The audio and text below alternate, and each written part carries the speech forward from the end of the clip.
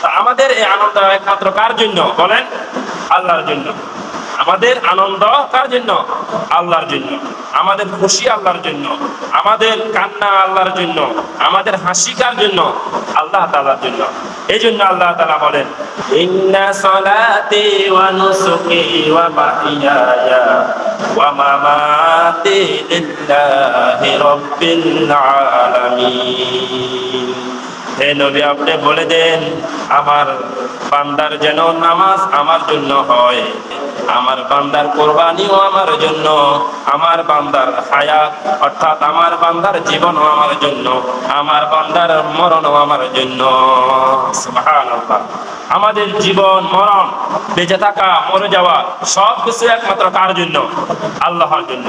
তো আমাদের আজকের কোরবানির দিনের সংক্ষিপ্ত কিছু আলোচনা করব। বিস্তারিত বিশদ আলোচনা জুমার আলোচনাগুলোর মধ্যে হয়ে গিয়েছে। একটা আলোচনা করব আজকে এতটুকুই। প্রথমে আমরা যে আজকে কোরবানি করব, এটার মধ্যে সবচেয়ে গুরুত্বপূর্ণ হলো নিয়ত। আজকের এই কোরবানির মধ্যে সবচাইতে গুরুত্বপূর্ণ কোনটা? নিয়ত ঠিক করা আগে।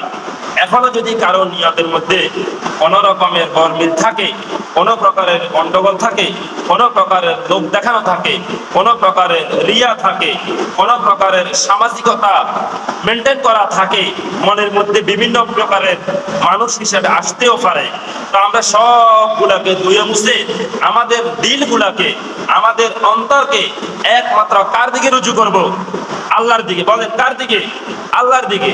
এই জন্য আল্লাহ তাআলা দোয়া শিখিয়ে দিয়েছেন, যখনই আমরা কোরবানির পশু জবে করার জন্য শোয়াবো তখন কি বলবো?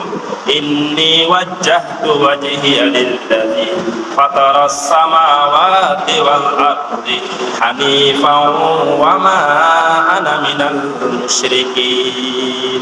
আমি কার দিকে রুজু হলাম? আল্লাহর দিকে রুজু হলাম। কার দিকে রুজু হলাম? আল্লাহর দিকে আমি রুজু হয়ে গেলাম। তাহলে আমাদের নিয়তকে সহি সিদ্ধ করতে হবে। যাদের নিয়তে আগে যদিও কোনো প্রকারের নিয়তে গন্ডগোল থাকে, পশু জবাইয়ের আগে আগেও কি আছে? নিয়ত শুদ্ধ করে নেওয়ার সুযোগ আছে। পশু জবাইয়ের পরে আর সুযোগ নাই। তো এদিকে আল্লাহ তাআলা ইশারা করে আমাদেরকে বলতেছেন, লা ইয়ানালাল্লাহা লুহুমুহা ওয়ালা দিমাউহা ওয়ালাকিন ইয়ানালুহু তাকওয়া মিনকুম। বান্দা, তোমরা যে কোরবানি করবে, কোরবানি পশুর মাংস, কোরবানি পশুর গোশত, কোরবানি পশুর রক্ত, কোনো কিছুই কিন্তু আমার নিকট পৌঁছবে না। আমার নিকট পৌঁছবে একমাত্র তোমাদের হৃদয়ের ইখলাস, আমার নিকট পৌঁছবে তোমার অন্তরের তাকওয়া। কি পৌঁছবে? তোমার হৃদয়ের চাওয়া খাওয়া আমার নিকট পৌঁছবে। তোমার হৃদয়ের তাকওয়া, আল্লাহ ভীতি, আল্লাহ ভয় কতটুকু আছে, তোমার হৃদয়ে কতটুকু ইখলাস আছে, সেটাই আমি পাবো। আমার নিকট তোমার হৃদয়ে, তোমার অন্তরে ইখলাস পৌঁছবে, এছাড়া আর কিছু পৌঁছবে না। গোশতও তুমি পাবে, চামড়াও তুমি পাবে, একটা পশুর সব কিছু তোমার জন্য। আমার জন্য শুধু হৃদয় উজাড় করে একটু ভালোবাসা দাও। সুবহানাল্লাহ বলেন। হৃদয় থেকে